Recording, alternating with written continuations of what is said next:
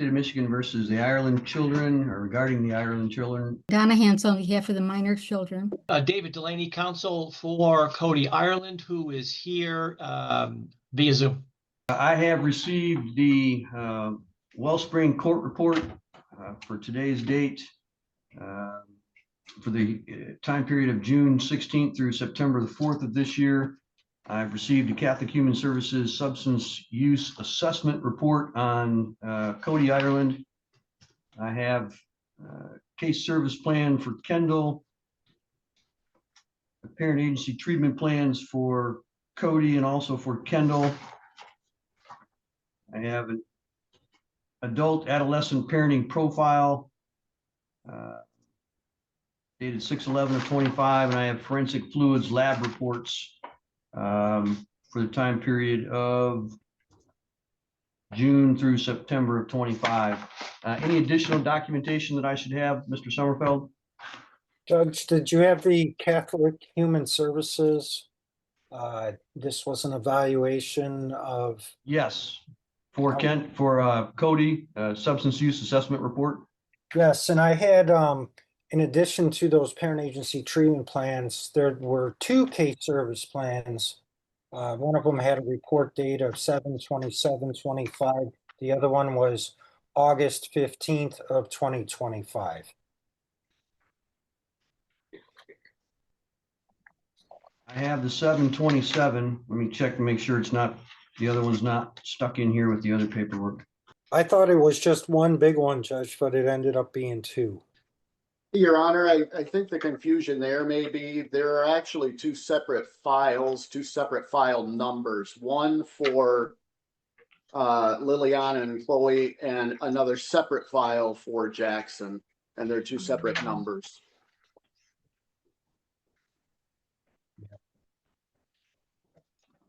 The office. It's in the Jackson file. All right. Staff is going to go get me that one for Jackson in just a minute.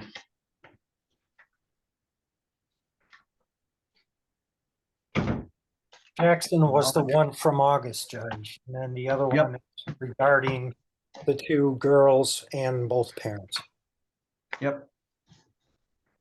I have the larger of the two, the one involving the two girls. I've not seen the one with Jackson. Just to make matters worse, it looks like we have another hearing on this same matter scheduled in a week on specifically Jackson.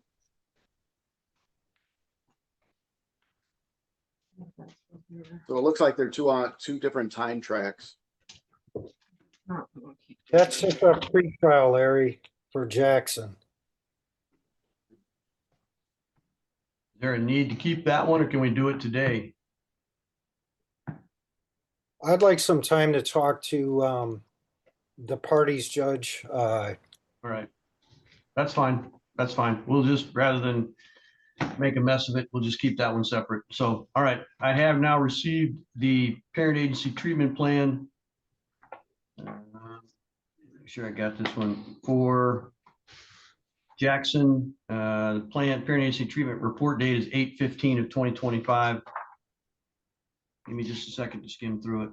All right, I've had a chance to look at Jackson's parent agency treatment plan. Mr. Sommerfeld, do you have a witness for me this afternoon? Yes, I'd like to call Kelly Hughes from Wellspring. All right, Ms. Hughes, you swear the testimony you're about to give will be the truth, the whole truth, and nothing but the truth, so help you God. Yes, I do. All right, go ahead and put your hand down. State your full name for the record, please. Spell your last name. Kelly Hughes. Last name is Hughes, Hughes. All right, Mr. Sommerfeld, go ahead. Thank you. Miss Hughes, how are you employed? I'm a foster care caseworker with Wellspring Lutheran Services. All right, and are you familiar with the children, Chloe, Liliana, and Jackson, Ireland? I am. And how do you know those kids? I am the current foster care caseworker working with them and their parents. Okay, and the documents identified, and Judge, I move to admit those documents. I don't remember if we. Yes, those will be admitted. Thank you. And Ms. Hughes, the documents that were admitted and identified by the court, you have knowledge of them and in fact authored quite a bit of them, right? That is correct. All right, so this is a review hearing for everybody here. Tell us about Chloe and how she's doing. So Chloe is currently attending NEMSCA Head Start in the Readiness 4 program. She's doing well in school. She also was engaged with New Minds Counseling Services out of Gaylord. She completed an intake. After the intake, there was a lapse in her receiving services. Both the foster mother as well as myself made multiple communications with New Minds to see what was going on, and I finally was able to figure that out. It just seems like there was a lag in the emails going back and forth. They were bouncing to a spam folder, so they were not able to get them. She has since re-engaged with services and is engaging currently. She goes every other week. Her therapist's name is Jeanette Sayer. She's going to be doing some play therapy to help with just emotional dysregulation and just kind of being able to learn how to more adequately work through some of the emotions that she's having. Other than that, overall, she's doing really well. She's not had any seizure activity throughout the duration of the entirety of the case. She has not required any PRN medications of her diazepam for seizure medication. She's up to date on her well childs and up to date on her dentals as well as her immunizations at this point. That's about it for Chloe. All right, and Chloe, she's staying with dad's parents. That's the placement? That is correct, yes. Okay, and Liliana is also placed with Mr. Ireland's mother and father. That is correct. Okay. Same question about Liliana. It says that she's walking now. Yeah, so Liliana is active. Her gross motor is kind of caught up. She's walking all over the place. I would even dare say running all over the place now. She's doing quite well.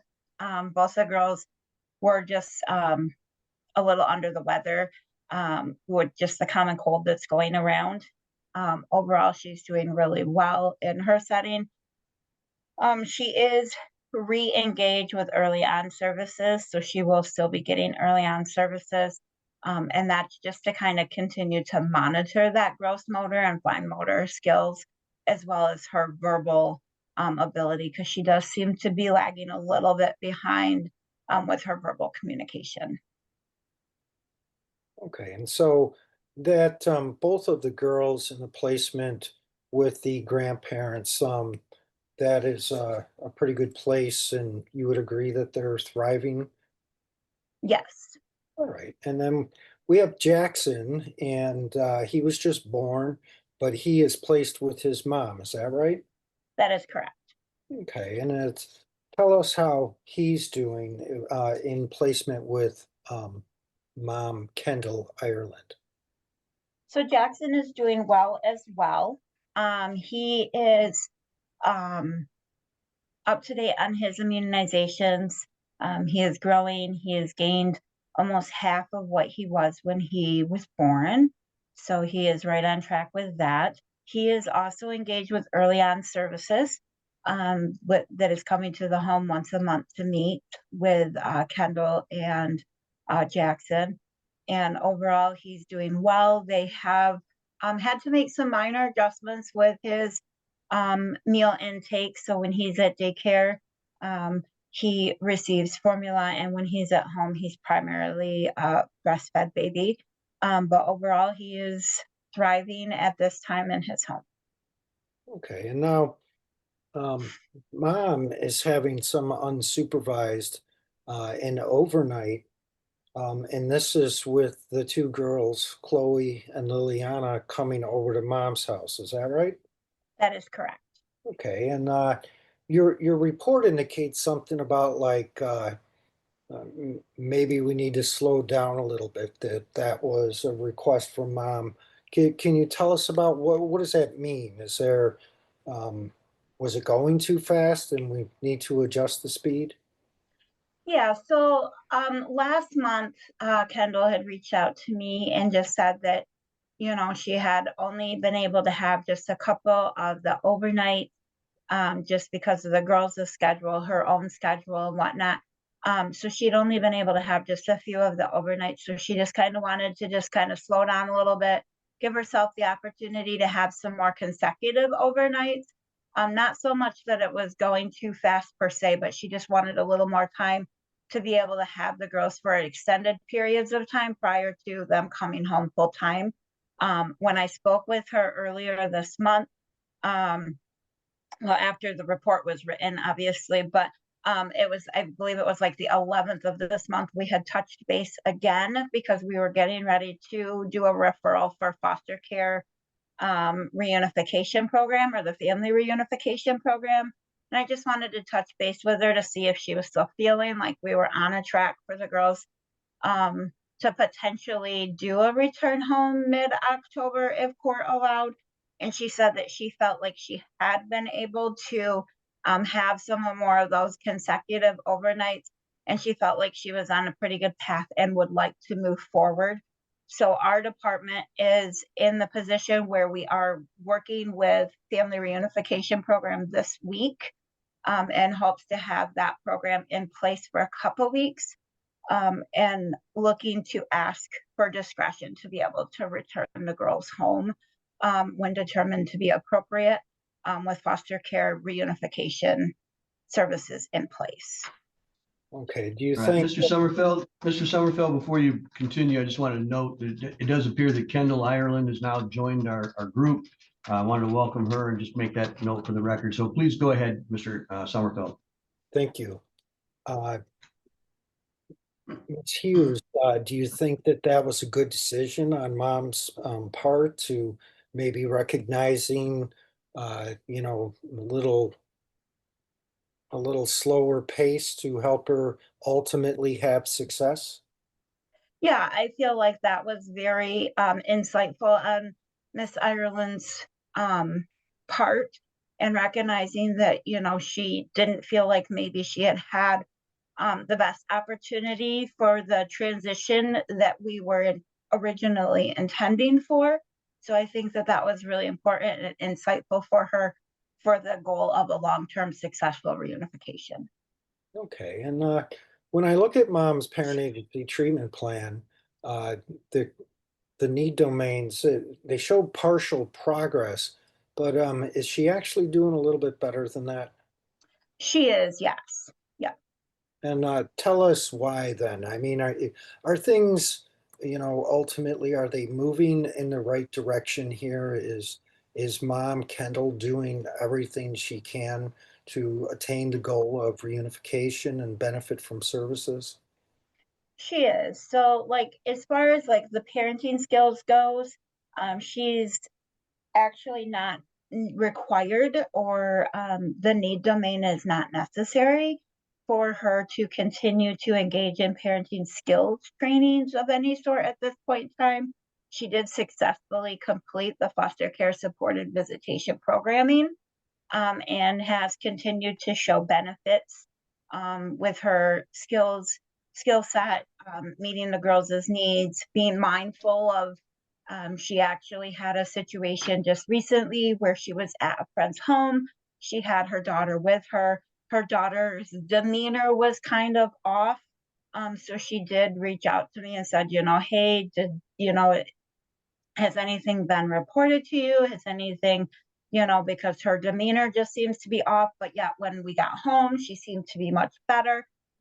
So she's very mindful of the girls and what the girls' needs are. So I feel like the parenting skills has definitely improved from partial to even substantial at this point.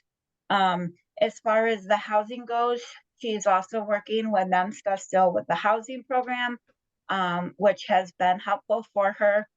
She just reported recently that she has been approved for a 2-bedroom apartment, so she looks to move into that within the next short period of time. I don't have the specific date at this time that she's looking to move in, but that she has been approved for a 2-bedroom apartment. She's also been approved for the tip of the programming for housing aspects. So those are also both, the partial / substantial. She continues to work with those community resources to make sure her family's needs are being met, which is what we would encourage to see. As far as emotional stability, she continues to work with her therapist. I feel like even that one needs to go from partial to substantial, even though there's work to be done. She was very insightful after having Jackson, that she questioned whether or not she might be dealing with a little bit of some depressive symptoms or maybe some extra anxiety symptoms with the whole having a brand new baby, working the transition plan for the girls to come home, that she actually reached out to her therapist requesting that she be seen once a week versus every other week or even once a month. So I felt like that was pretty insightful as well for her moving forward. I would say the only area that we need to continue to work on is employment. She did report that she was employed at Aspen Village, but I know that she made a comment the other day when I was speaking to her that she needed to seek additional employment. Now, I don't know if that's to benefit or to supplement the current employment, or if she is indeed looking for a new job. So that would be a question for Miss Ireland at this point. Okay. Now, Dad is recently, he's at the beginning of a reunification process. Is that correct? He is. He's just beginning to engage in services, though I want to be mindful of the services that he has engaged in. He is at the very beginning of the initial reaching out, setting up appointments, attending appointments. He just met with foster care supportive visitation this last week for his initial intake, and that program is about a 16 to 18 week program. So he's at the very beginning stages, though he is actually engaging in his parent agency treatment plan. Okay.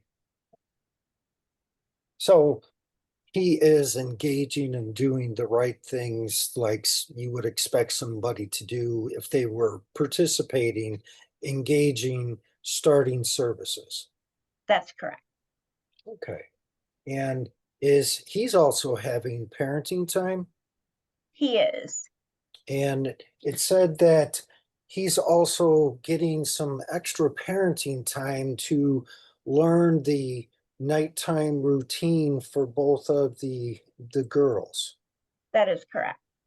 Okay, is that a good move on his part there to be involved with that? Yeah, so I believe that it is. Mr. Ireland had communicated to me that he wasn't real sure about the routines of the girls and some of those expectations. I think the quote that he put was the things that mom would typically do. So I feel like when he came to me and asked me if there was a possibility for him to have that extended time frame, that showed growth in his aspect and being more involved with his kiddos and trying to better understand their needs. So I felt like that was very insightful for him as well. Okay, and what are we going to do about that the substance use assessment report from Catholic Human Services? How will that play in the plan of reunification as it pertains to the conclusions in that report? So based on the conclusions of the report, it did indicate that Mr. Ireland has a mild substance use disorder or substance use. And based on some medical documentation that we have, I would disagree with that outcome of the diagnoses. And later on in the report, it does state that, he is not necessarily at a point of change, though making changes in his use not necessarily at a point of ready to make that change, and or really seeing the impact that his substance use has on the current situation and or future situations for Mr. Ireland. So with that being said, I definitely feel that he should continue to follow through with the recommendations, which is getting involved with that Prime for Life, which to my knowledge at this point, he has not done so. That sounds like that could help with that thought processing that he is currently experiencing to help him get on board. Because I think in one phase, he's reporting that he is slowing down, and I recognize that the doctor wants him to slow down. However, he has not presented me with the plan that him and his doctor have figured out to assist him in his decreasing of his substance use or alcohol use. So having that information will help me better to support him moving forward, as well as getting him into that Prime for Life, which is a recommendation of that report, would also be beneficial for him to help with the mindset piece of it. Okay, and as far as recommendations go, are you asking the court to adopt the recommendations on the last 2 pages of your court report, with the bulk of them being on the last page? Yes, I am. Okay. So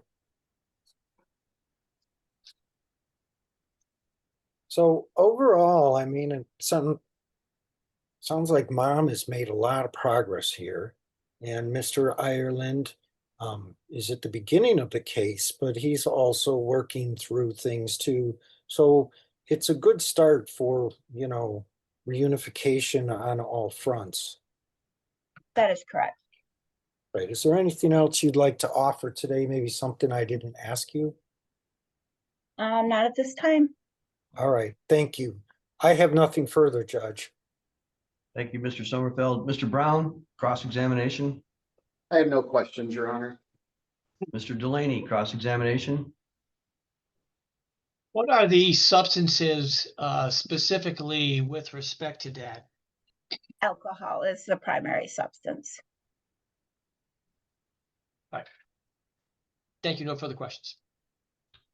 Ms. Hansel, as the guardian ad litem. Yes, sir. And I do apologize. I don't get all the reports. I usually have to call for them later. So, but we're going to get that straightened out. There's just an issue. So sometimes I'm asking questions that you guys already know the answer to. But you said the visits were going well with mom? Yes, that is correct. Okay. And has there been any instances at all as far as the children's return? Have there been any concerns with their behavior or their appearance or anything like that? So there has not been any major concerns. The kids that are coming back with what we would expect is the normal transitional, difficulties just from house to house. But other than that, there's been no major concerns reported. Okay. When the return occurs or when they are reunited completely with their mother, is it their plan then to have some type of services placed in the home, like an agency like NFIS or something like that? Yes. So when we do return the children would have it's called Family Reunification Program, and they would be in the home. They can be in the home. Usually, it's a 3 to 4 month program, but it can be extended for an additional 2 months to give a total of 6-month programming, if needed. Okay.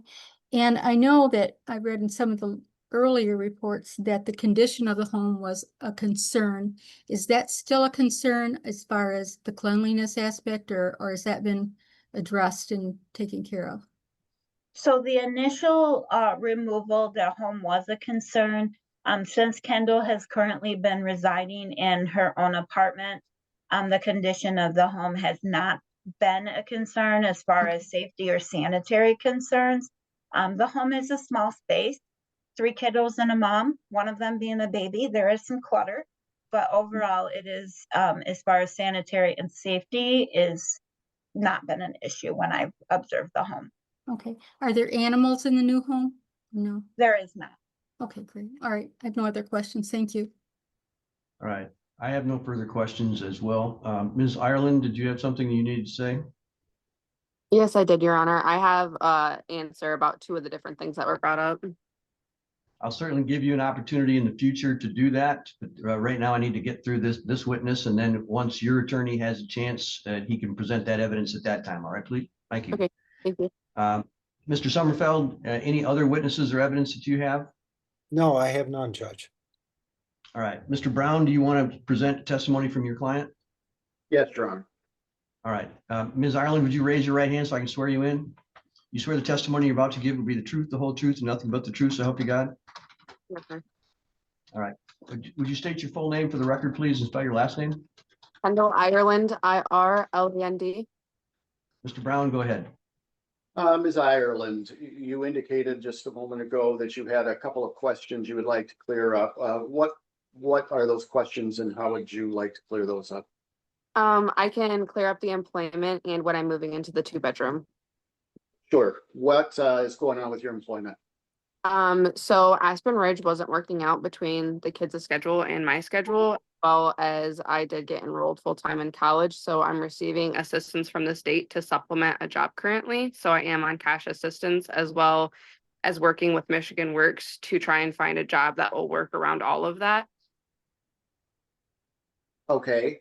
And how about your move or your home apartment? So we're actually already approved through my landlord and we're moving into a 2-bedroom apartment as of October 2nd. That'll be a 2-bedroom. Do you have any question of whether or not you can provide for your children? No, I do not. Thank you. I have nothing further, Judge. Thank you. Mr. Delaney, do you have any questions for this witness? I do not. Thank you. Ms. Hansel, do you have any questions for this witness? No, thank you. Mr. Sommerfeld, any questions for this witness? No, Judge. All right, thank you. Mr. Brown, any other evidence or witnesses you wish to adduce? No, Your Honor. Thank you. Mr. Delaney, any witnesses or evidence?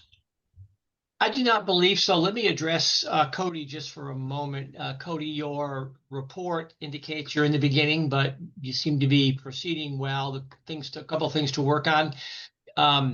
Anything that you want the judge to be aware of that he may not be aware of, if anything? If so, then I can have you testify. No. Okay, thank you. All right, Ms. Hansel, do you have any witnesses or evidence you wish to use? I do not. Thank you. All right, closing statements, Mr. Sommerfeld? Judge, I'd ask the court to adopt the recommendations in Ms. Hughes' court report, also the need domains and the action steps in the respective parent agency treatment plans. I would like to say to Mom Kendall, she's making a lot of progress here. I like when I see these cases go like this. And I'd also like to say to Dad that you're starting off on the right foot. And I would just hope that you keep that going, and then you can see and attain the same success that Miss Ireland was having. So that's it, Judge. All right, thank you. Mr. Brown, your comments? Your Honor, I would just say that this is a very good report period for Kendall. This is always a 2-pronged process, and many times we can see somebody that will, as many people put it, jump through the hoops and do what they're supposed to do, but often forget the other prong, which is to benefit from the services that they're being offered. And I believe that this reporting period and Ms. Hughes' testimony here says that not only is she complying, she's going over and above in making inquiries herself, and that she is greatly benefiting. I would ask the court to accept the recommendations. All right, thank you. Mr. Delaney? Briefly, the beginning is often the most difficult, and Cody is beginning well, has a few things to work on. And if he continues in that direction, I think the case will proceed in his favor. Thank you. All right. Ms. Hansel? Yes, Your Honor, I do agree with the recommendations, and I would as well congratulate Kendall. I spoke with her at length yesterday. It appears she's very invested. She's working at this, and she's looking toward a bright future for herself. I would also state I'm really glad that her new home is working out so well for her, and I just believe sometimes that's what it takes, is to have a new environment, new setting, and it can help in many ways, and it appears it has with her. So, yeah, and I am pleased with the father finally engaging. It's taking a while, but going through those paces, jumping through the hoops, as we say, but in effort to reunite with his children, to have a relationship with them. Thank you. All right.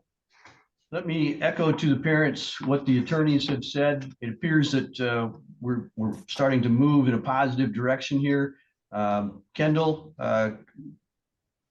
so far so good. Keep up the good work. I'm very pleased to hear that you're moving yourself forward in both your education and in employment. It's very good to hear that the housing situation is getting better as well. Sounds like you're taking really good care of the kids. Please continue to do so. I like to hear positive things from that. It appears that everything is positive from what I'm hearing. Keep up that good work. Cody, you're making a good start. Let me say one area that you're not doing as well as I would like you to. You did go and get a substance abuse assessment, but I got to say you're still stuck in drinking thinking.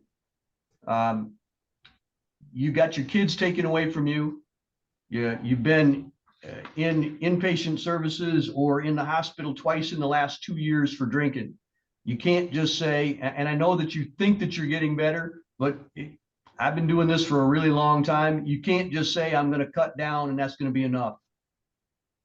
It is to say that you were a bad drunk is to minimize it. And to say that you can just slow it down and still be okay to drink is crazy talk. Okay, so I'm willing to say that you're making progress today, but I'm not going to say the same thing at the next review hearing if that's what your attitude's going to be. You understand what I'm saying to you? Okay, so I'm not mad at you. I'm not yelling at you. I'm not angry with you, but I have to make reality jump out at you. If you're going to continue to drink, you're going to have a hard time getting your kids back under my authority. I don't want to have to do that, but maybe you need to hear that from me. Okay, so you've made progress, and I'm not minimizing that. You have made progress, but the next level of progress is you need to go back and redo that substance abuse assessment and be truthful about how much alcohol you drank and what it did to you. Man, you were a pass out drunk. Hopefully that's in your past, and if it is, I'm not going to hold it against you, but you can't minimize it because that puts your kids in danger. I can't trust you to have your kids more in the future if you're going to be a pass out drunk. You understand what I'm saying? All right. I would like to very much have you continue on the good path. And if you do that, then we're going to be fine. I'm not going to hold it against you in the future. I just need to have you see what reality is for today. All right.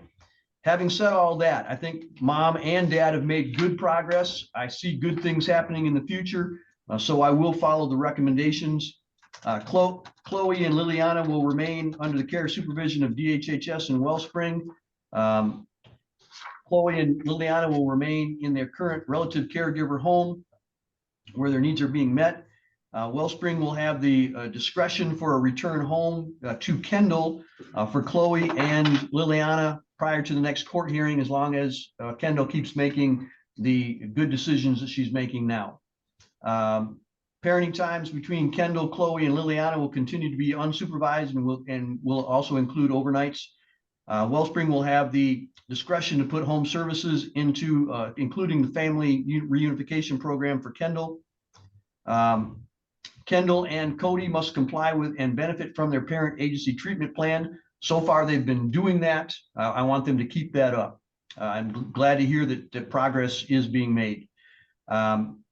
Cody Island's parenting times will continue to be supervised for Chloe, Liliana, and Jackson. And Cody must complete a new substance abuse assessment at Catholic Human Services so that we have the most accurate information and can know what treatment plan is best suited for him. In the meantime, while he's doing that, he must begin the prime time or that class that was recommended by them. Let me make sure I got the correct one, Prime for Life. So he must do that class while he's in the process of getting the new updated recommendation. Is there anything else that I need to put in the court's order? Nothing further, Judge. No, Your Honor. No, thank you. All right, that'll be the order of the court then. Thank you all very much. All right, the next matter is the state of Michigan versus the Hardy children. It's file J-20-63-NA. If I can have the appearances of counsel, please.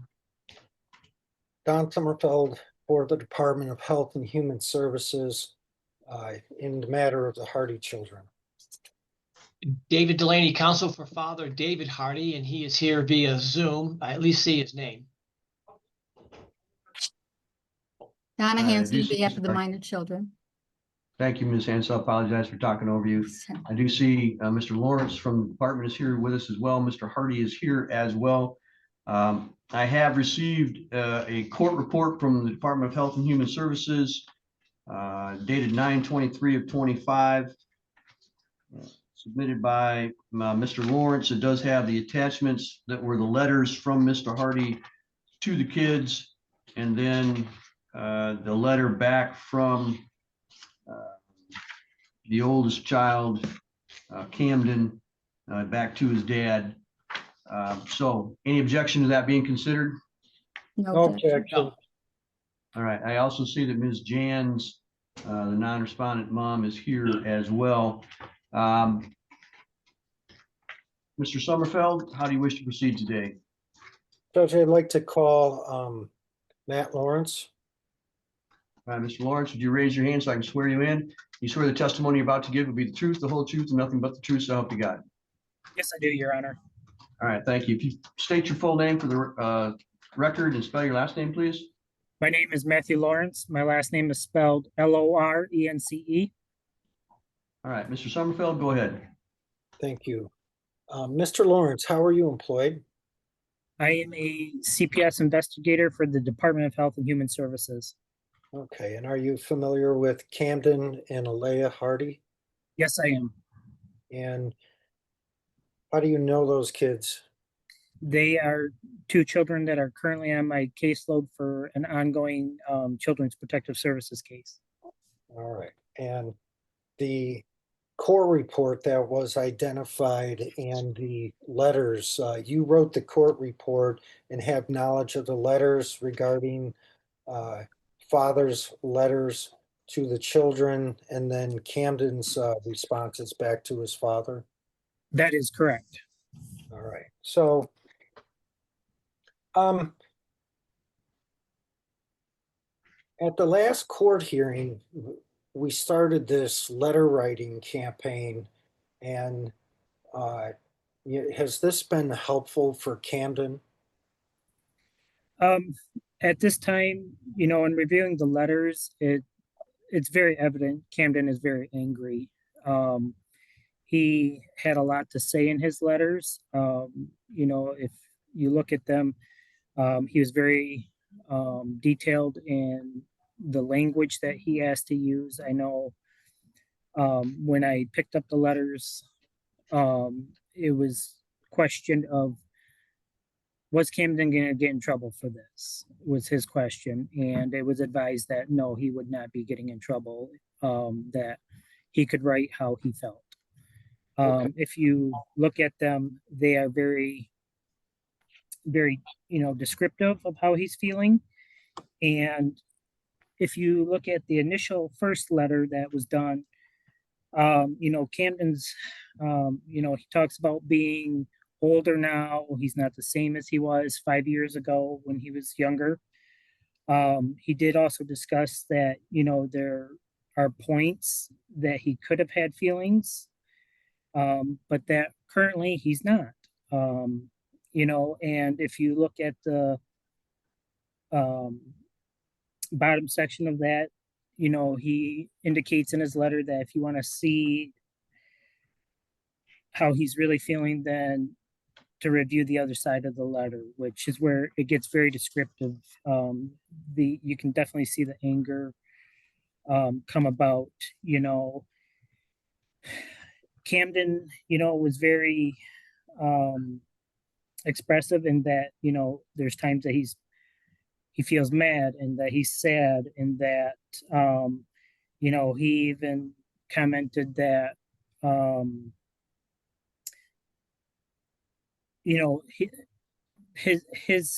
he's not being taken serious. He feels that he's being called a liar, and that, he feels that this is being done out of spite, because he, in his letter, indicates that he thinks his dad is just thinking about himself. Some of the graphic language that he used in it, is at the bottom of page 2 on the second letter. He basically writes to tell his dad to fuck off. If you look at second letter, he writes on there that he hates him and he wants him to call him a pedo. And again, he tells his dad that and for you to go fuck your life off. It's very evident that, Camden is very, very angry. And as it's been expressed, Camden's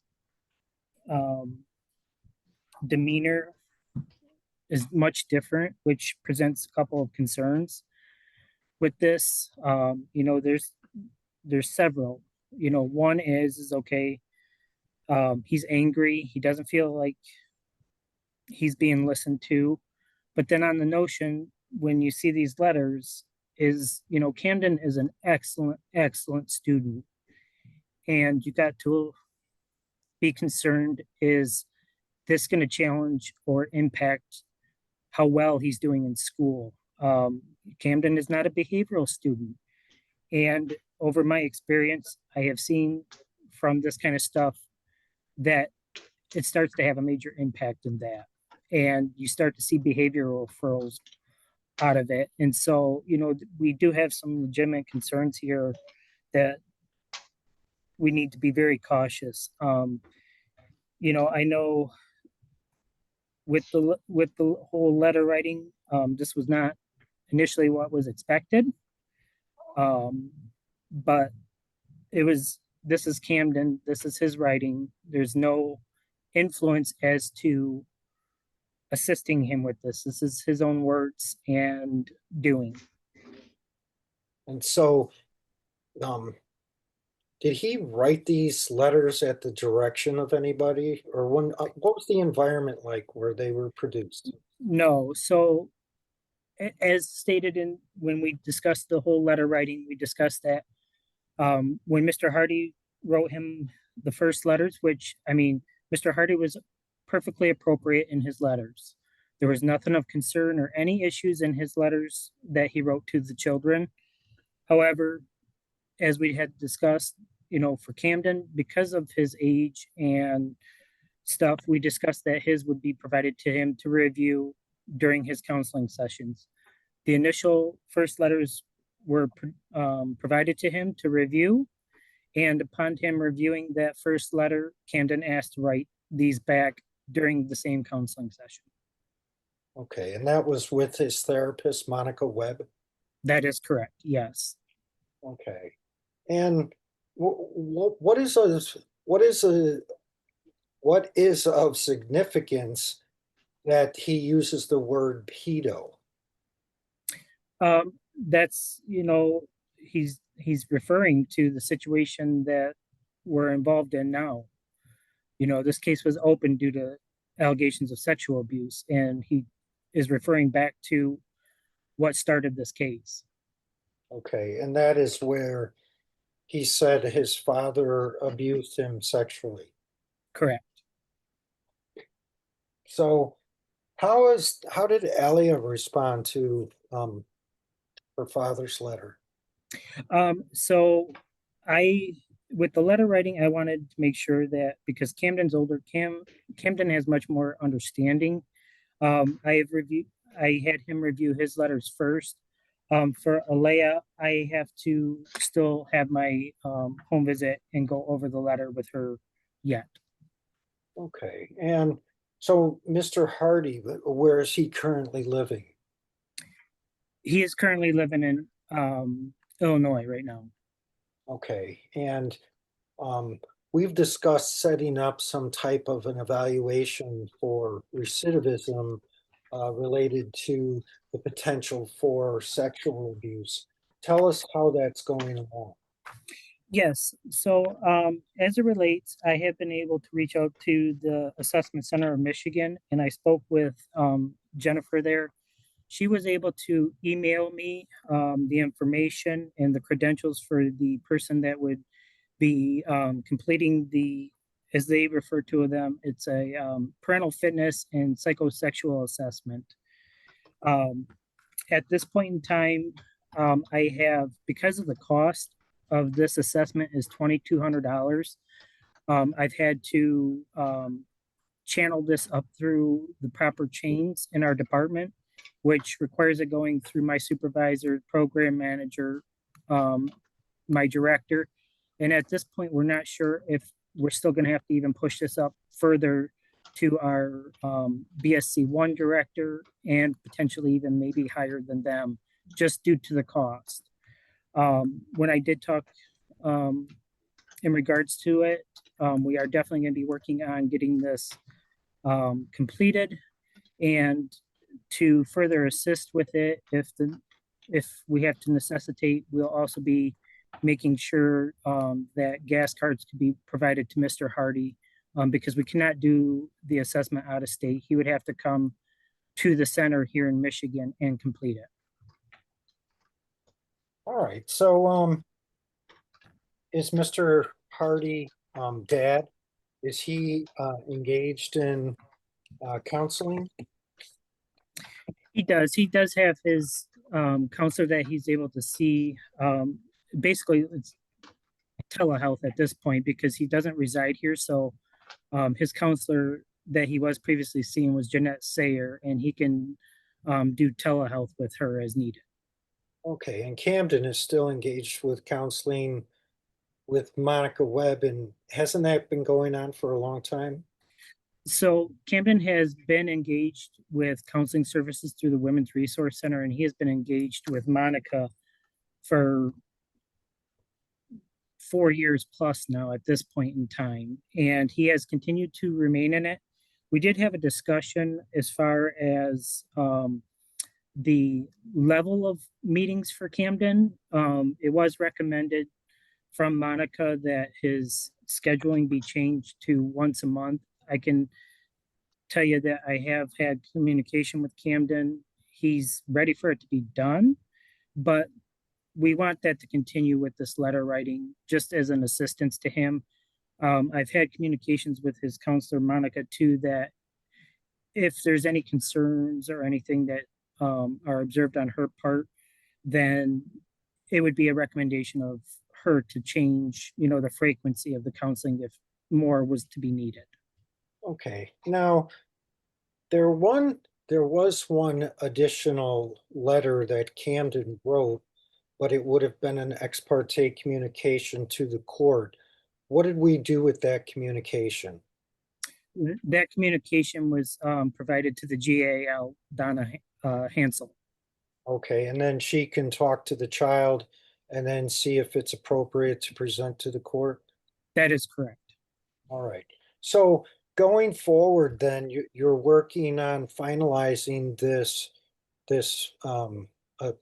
recidivism assessment, and then you'll be able to provide gas cards. What further are we going to do going forward? What's the plan for the next 3 months? So it would be the plan to, get that assessment back. We would definitely want to look at what are the recommendations and out of that assessment, because we could also be looking at further recommendations for additional parenting classes that Mr. Hardy's already done, but there could be some specifics that they may propose. So we would look at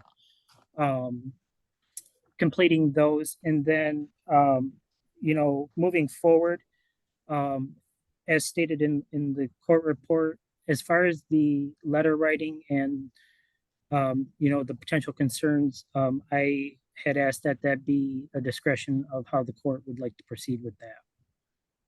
Okay. Is there anything else you'd like to offer today or recommend to the court? Not at this time. And we are still continuing the goal of reunification. That is correct. Are the children, they're still doing well with non-respondent mother, Tara Jans? That is correct. Yes. I meet with the kids every month in the home, and it was my last home visit was very nice because during that home visit, I was able to assist with getting them school supplies and backpacks, and for school to start, they were very excited. I mean, they were very lit up. Something that I noticed, especially with Camden, was how prompt he was upon getting his school supplies. I mean, he jumped right on and organizing folders, labeling notepads for particular class sessions. It was very nice, and like I said, Camden is an excellent student in school. His grades are never an issue. He's very intelligent, and there's a lot that Camden does. I mean, he makes things at times look very effortless with school, which you don't see in all students. There's a lot that have struggles, but you just don't see that with Camden. Camden is makes it look very easy at times.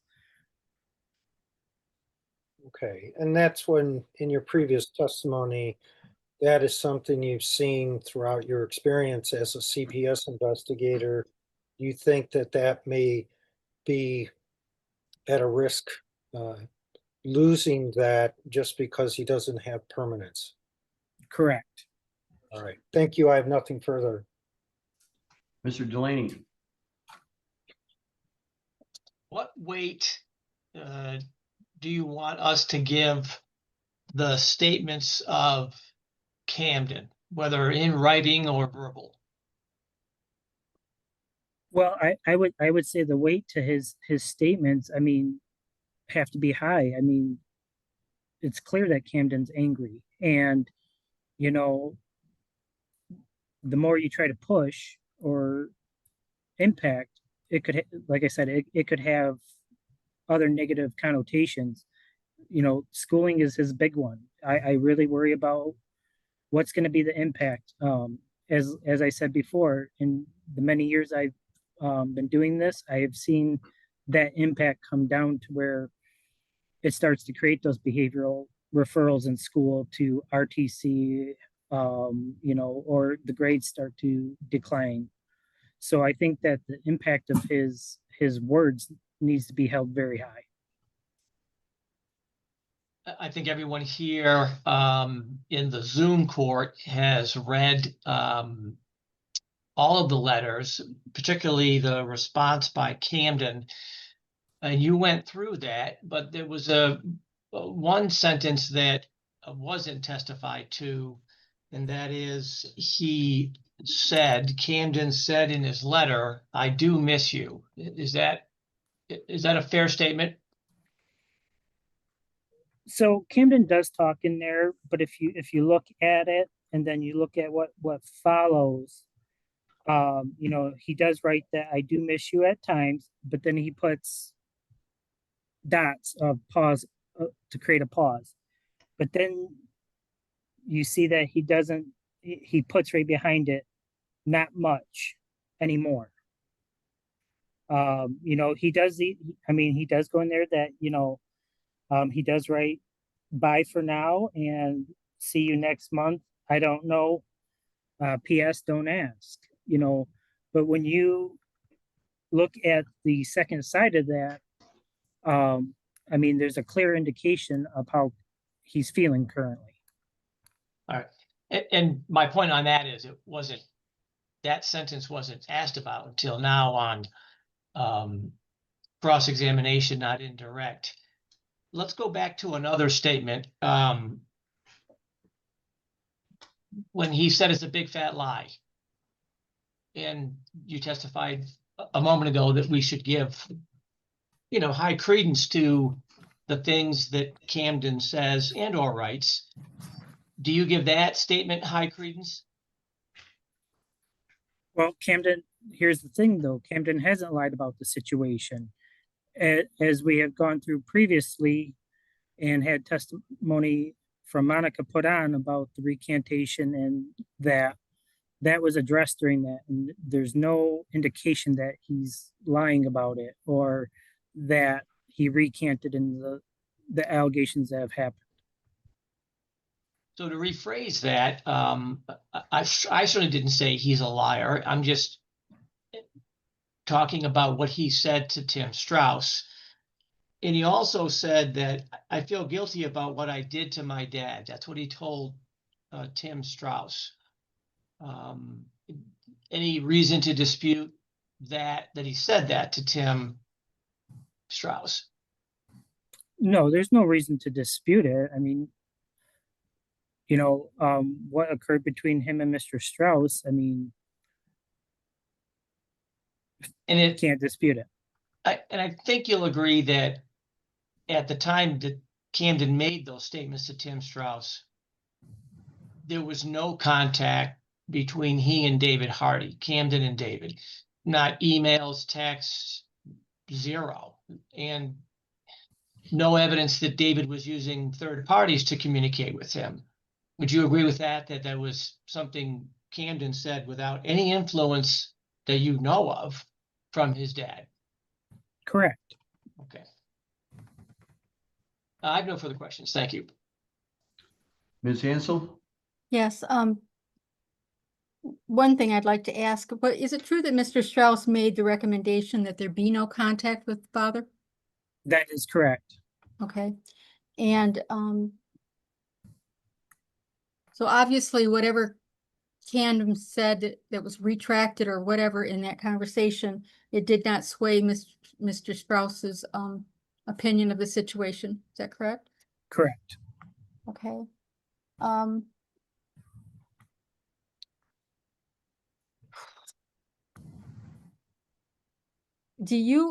Have you experienced that Camden is what you would call a pleaser? Like with adults, he tries to say the right things and do the right things to be acceptable for adults? Yes, Camden, I think he finds pride in that.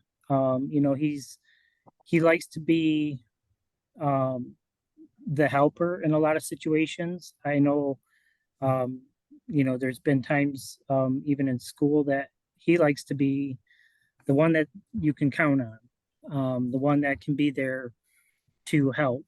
I know there's been times of, following up where he wants to be there to help his classmates. He wants to be there to help the teacher, and I think that Camden prides himself on being able to do that, to be that person that can help. Okay, and in your experience with Camden, have you seen Camden go from one strong emotion to another fairly quickly, especially when he's discussing the situation? Yes, I have. When we were initially discussing the letter writing, prior to that, there was a lot of times that when I would try to engage Camden in some private conversation and communication, he would run away from me, and, from my stance, he knows what I'm there for. He knows why I'm there. And it can be very difficult.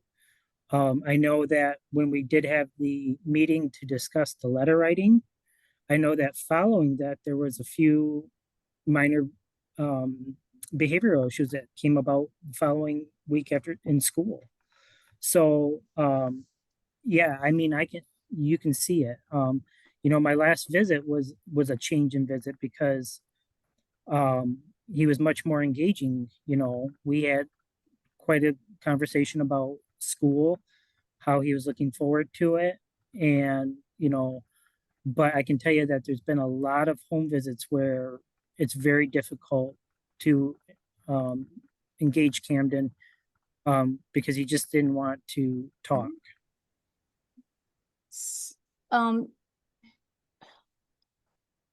I don't know how to make a question out of this very well, but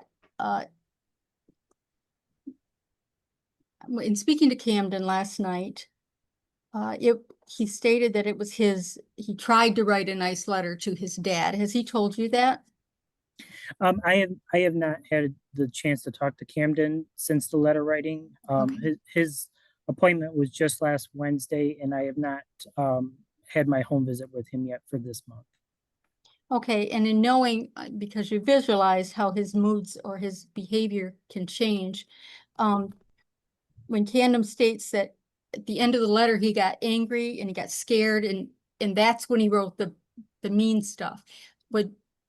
Have you experienced those kind of behaviors in talking to Camden, where he's going one way and then another? Yes, there's, been times where we've had communication and it starts out very good, but then once you introduce some of these sensitive topics or anything with him, it does. It changes he can change very quickly. I can recall a home visit where me and him were having a conversation and we were talking. I was trying to talk to him about his feelings of the process of letter writing. Mhm. And once I introduced that, he was done. He looked right at me and said, "I'm done. I'm going back." And he ran right back to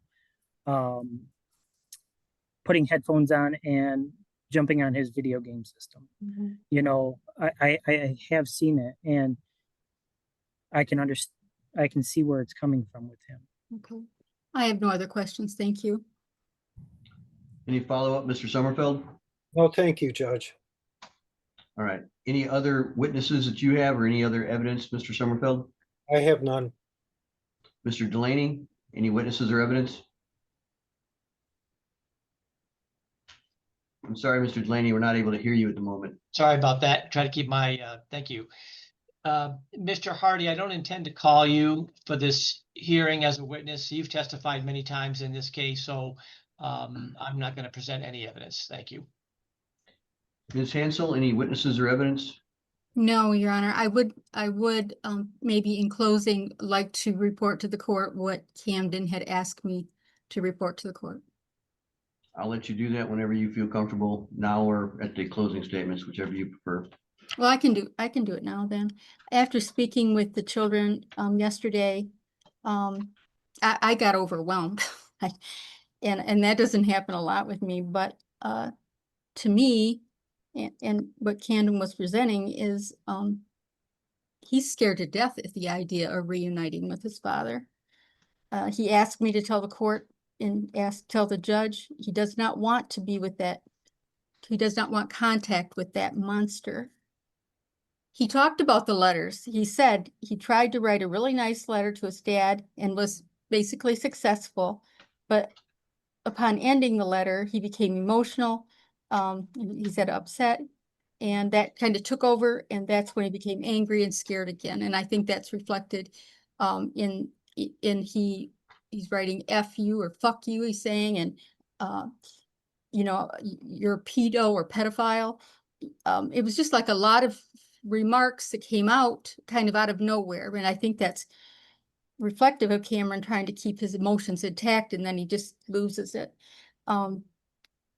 And I guess I haven't had the experience of talking to his therapist, but I would like her input on how these letters are affecting him, if she can tell or not. I think that Camden right now is a bundle of emotion, and in my opinion, these letters are far too much for him to endure.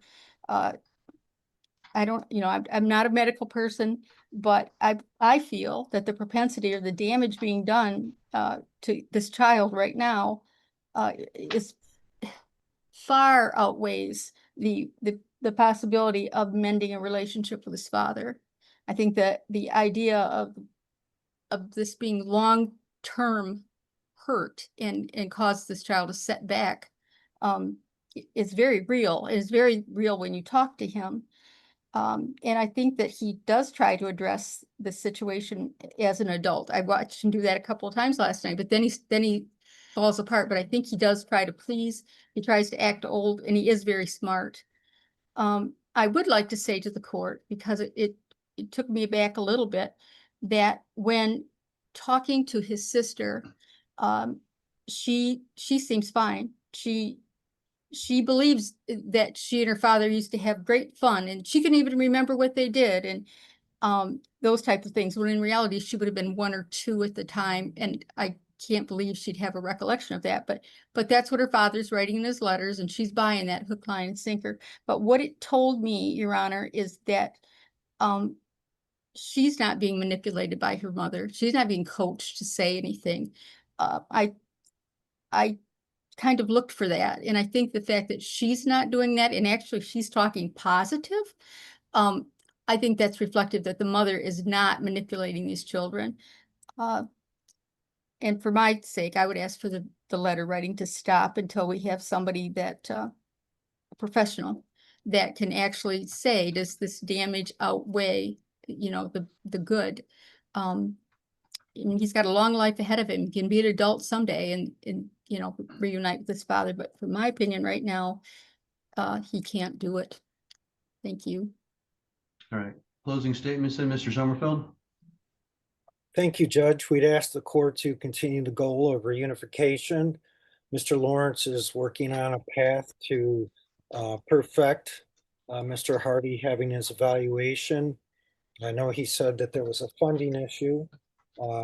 We'd ask that we continue the counseling, and I would ask that the court also address, and I mean, I agree with the guardian ad litem, Ms. Hansel, that we haven't had this type of contact. We started it last time.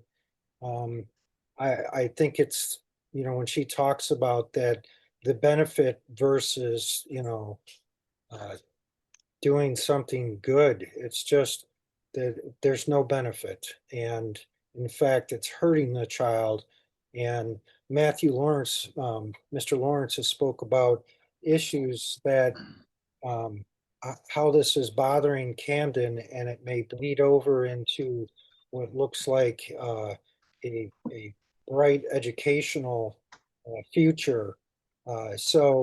And as far as what Ms. Hansel said about, we need to have Camden evaluated, we already had Mr. Strauss, it's in the record. He said no to reunification. He said that there would be danger, it wouldn't be good.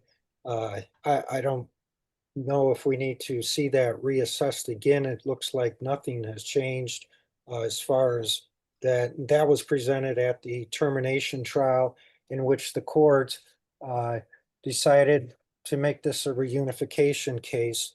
And that's what I would ask the court to do, to address these letters and see where we have to go with that. But it would be the department's position to suspend it at this time. Maybe have Camden evaluated again, but I don't really know if that would be any good, because I don't see how we're going to get a different answer than before based upon the evidence presented today. Thank you. Mr. Delaney? As the court is well aware, the court's predecessor did not terminate parental rights. In my statements today, I don't want to relitigate this case. And if the court believes I am, I certainly welcome the interruption. I think the court knows the file in this case. when there is not a termination, the court can revisit termination when the behavior of the parent returns to what was occurring before: drugs, alcohol, abuse, neglect. And we've had cases that have survived termination because the parent's treading water, and then the parent doesn't succeed with the agency goals. Or new evidence, which is a little more rare. And so certainly the court could consider those things. And there really isn't any gray area between termination and reunification, and the court is on the path of reunification. The court controls the speed of that, but in this case, there has not been any recidivism by Mr. Hardy, any new evidence, nothing enlightening in this case. This case is a half a decade old, and I was in this case from the beginning. The court is aware that the Michigan State Police looked at this and the Montmorency County prosecutor, and they didn't prosecute him. The court has a lengthy background in criminal justice on both sides. I have some of that. I don't know many cases in which the state police turn on a child molestation case and don't charge. Almost none. That's all law enforcement agencies, quite frankly. And so to put the brakes on and just there's no idle in this case in between. The court can control the level of reunification, but it's been 5 years of no contact because of the allegations, which began when the case was filed. And you know, we have other cases like this in which the courts refer to it as tearing off the Band-Aid. Nobody wants any harm to either child in this case. And I don't openly and zealously represent child molesters. And if there's evidence, then I tell my client, you've been convicted, or there's been a finding of that. But there hasn't been in this case. And what stunned us all was the recantation by Camden, which he was all alone with the assessing party. And I know what he said in his letter, Judge, recently. And then he also says, but I do miss you. And I don't really hear that from victims of child molestation, that they would say something like that. So it is a very, very complicated case. But what does the evidence say? What evidence is there in this case? And I watched the testimony numerous times of Camden when he was a young child. And I think the court and I have debated the findings of the jury in the civil case, which are lengthy in the sense that it's by preponderance. It was a 5-1 vote, and the home by neglect, cruelty, drunkenness, criminality, or depravity is an unfit place. But the jury doesn't have to check a box. And having tried many jurisdictional cases, as has Mr. Sommerfeld, and I think the court, oftentimes the courts give the court jurisdiction because they want oversight on this case. And so I'll never know what the basis was for the jury. And I do want to indicate again that in these types of cases, almost exclusively, Judge, and you've seen many of them, as has Mr. Sommerfeld, the testimony is strictly on the basis of the child. Sometimes there's medical evidence. In this case, there wasn't. But that's plenty. The child's testimony in America has convicted thousands and thousands of child molesters. Just on the testimony alone, no eyewitnesses, no medical evidence. The 4-year-old, the 3-year-old, the 5-year-old makes a testimony. And that's what happened here. But it was recorded, and the state police declined to prosecute. I had no hand in that. I wasn't even involved in the case criminally. He had a different lawyer handling that with Montmorency. So where does the court go from now? And I think that it's to continue, even if it's at a delicate pace, to continue this nominal contact, if you will. I do see that Camden's older and said, I'm not a kid anymore, Dad. But that's unfortunate because he is 10 now or 9. And David didn't know that. David still thinks he's 5. He hadn't seen him in 5 years. So the point is, Judge, and I'm concluding now, and thank you for your patience, and thank everyone for their patience, is that we can't sit in neutral here. And I'll be candid. I don't know what basis the court would have to terminate his parental rights if it ever came to that, because it's already been denied and there's no new evidence at this point. And so it's not an easy call for the court. But I think that we have to continue forward at a pace that I think is in the best interest of the children. Thank you. Ms. Hansel, anything else that you wish to bring to my Yes. attention? Yes, well, I would just say on that matter, I do think the court really needs to look at exclusively what is in the best interest of the children. I am very much afraid. I'm afraid we're going to have a suicidal kid or something like that. That's as extreme. I have seen, by the way, myself, multiple, probably 3 times where charges haven't went forward initially, and then somebody else gets molested, and the next time that defendant gets charged, and that's up here, and that's in little old Sheboygan and Onaway. It does happen, and I'm not saying I wasn't on the case. I didn't hear the evidence. But I do know this: something happened to that little boy. That is this reaction is so far off the charts as far as anything that you would look at and think, okay, well, he's faking it, or he's lying, or I just don't see that. And I can't, I'm not trying to convict the father. I don't know, but I know something happened to that little boy. That's all I have. Thank you, Your Honor.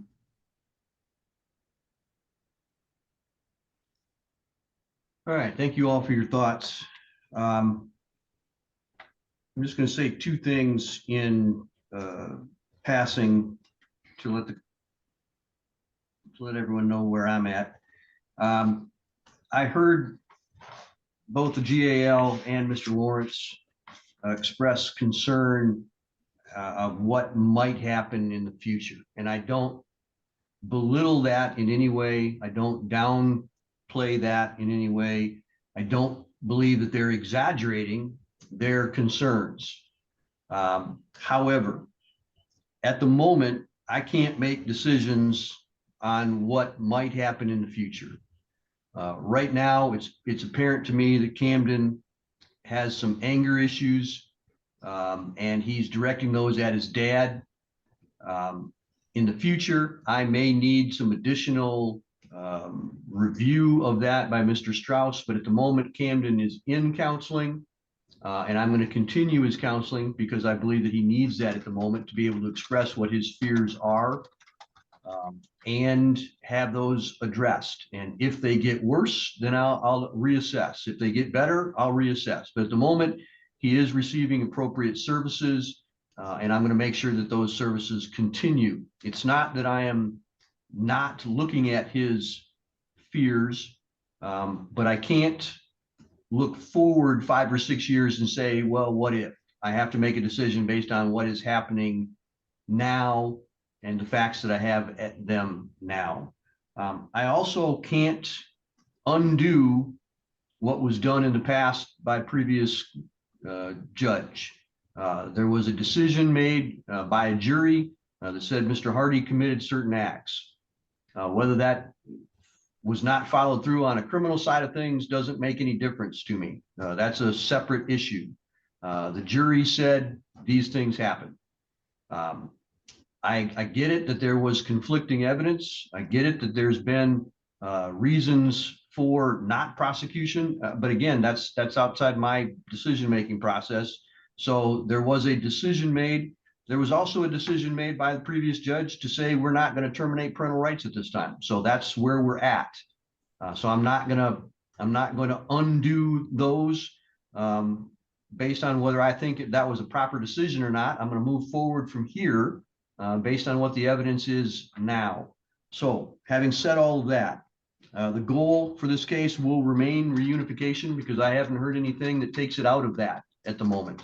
Not to say that I won't, not to say that I will, but right now the evidence doesn't amount to allowing that decision to be made yet. So the goal remains reunification.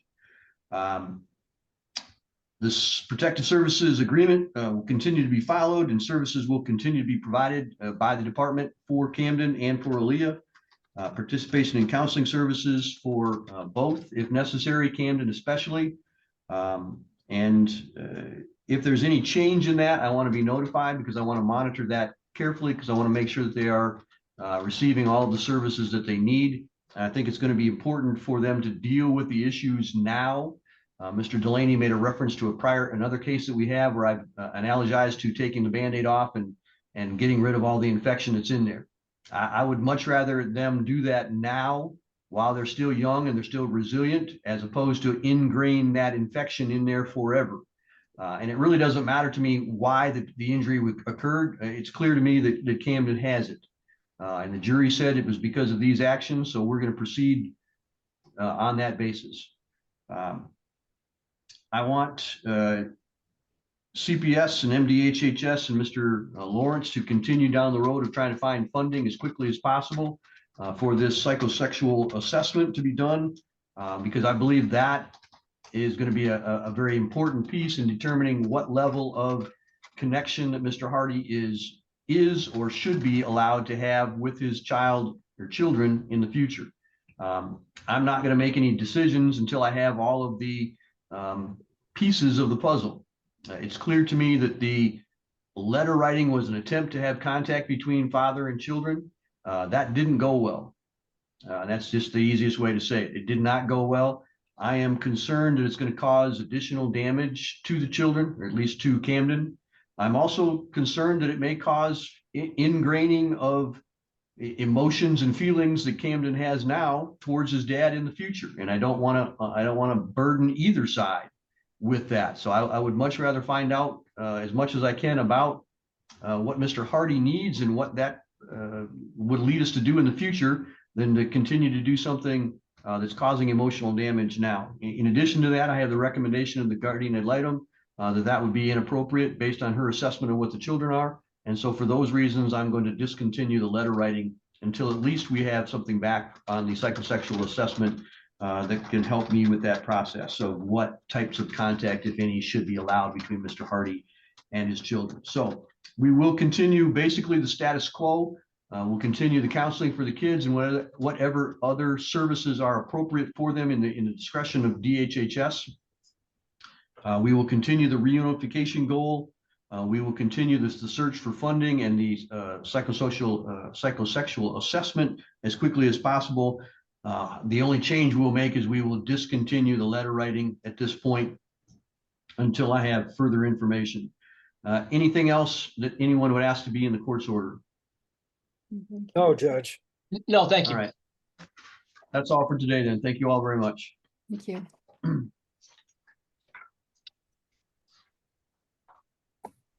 Judge David Delaney, I'm going to head your way on Turner. I also have Ruiz, but I think you have Veneer. So next anyway, so that should be plenty of time for me to get up there and keep the court's docket flowing. All right. We'll see you then. Thank you.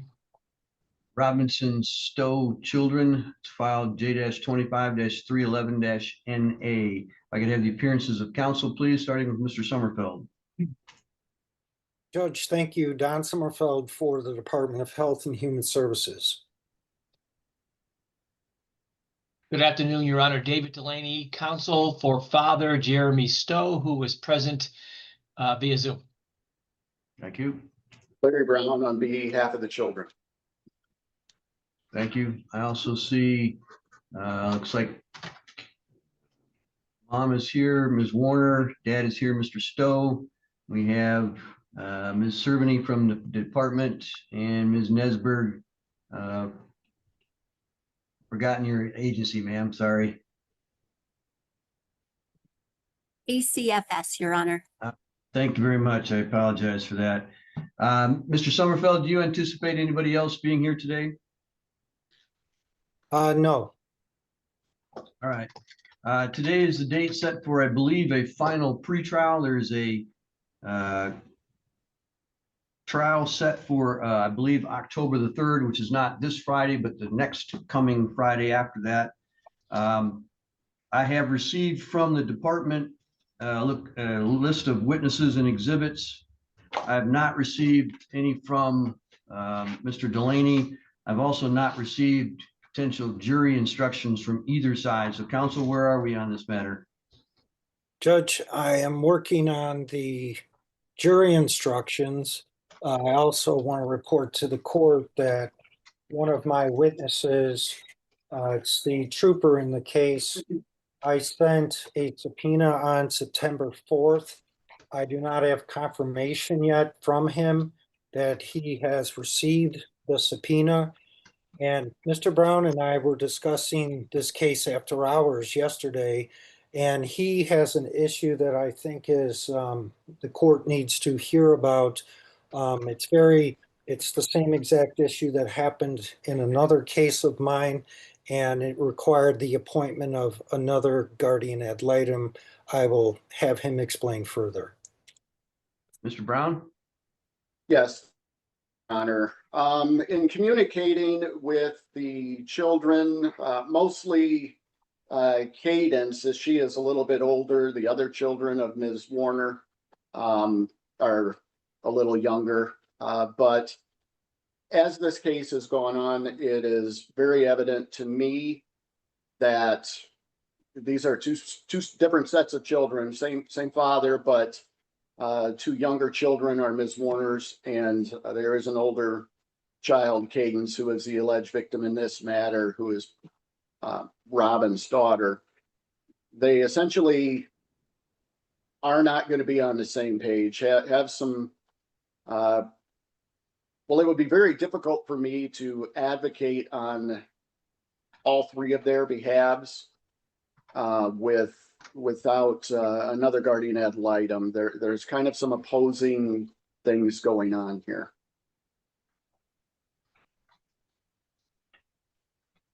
All right. Having said that, if we were to do so, I think that would probably require an adjournment of the trial, or do you think something different of that? I would agree with that, Your Honor. Again, I don't want to get into specific conversations, but based on my communications with the children and the parents, I don't see another way around it. I don't want to raise any kind of an appellate issue or any kind of a conflict, and I could see that happening. No, I appreciate the information and I appreciate you bringing it to my attention. I just want to make sure I understand what the follow-up from that is going to be. Mr. Delaney, as to the adjournment, is there going to be an objection from you as based on the reason raised by Mr. Brown? No, and so you understand, Jeremy, they're going to reschedule the civil case, this case, to a date later than October 3rd. But I also wanted to indicate that, as the court may recall, I'm not counsel in his criminal case, but he has an upcoming pretrial on September 30th. And if I could ask him, because it may assist the court in the adjournment anyway, Jeremy, just on a procedural question, not anything else, do you have a date set in the criminal case for a trial?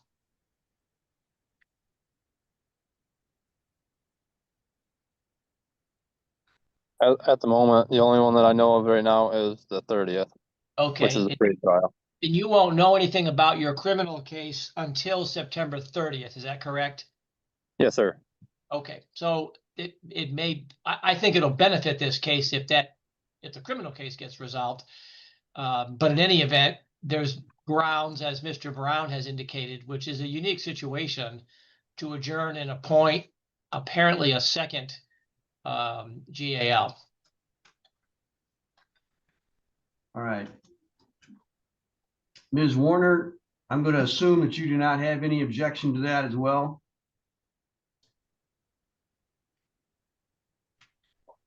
No, I actually was gonna ask. My son has a field trip that day anyways, and he wanted me to go.